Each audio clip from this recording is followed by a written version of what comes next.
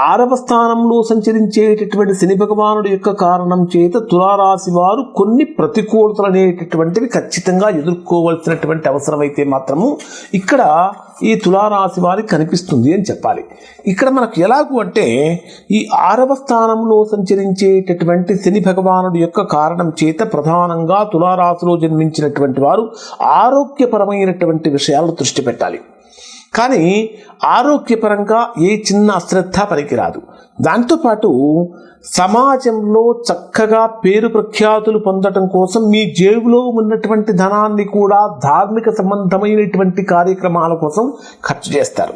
అంటే ఇక్కడ తులారాశి వారికి 6వ స్థానంలో సంచరించేటటువంటి శని భగవానుడి యొక్క కారణం చేత ఏ విధంగా ఉంటుందంటే అంటే మన దగ్గర ఉన్నటువంటి ధనాన్ని కూడా అత్యంత ఉదారమైనటువంటి బుద్ధితో ఎదుటివారికి ఉపయోగించేట గొప్ప మనస్సు ఇక్కడ తులారాశి వారికి కలుగుతుంది.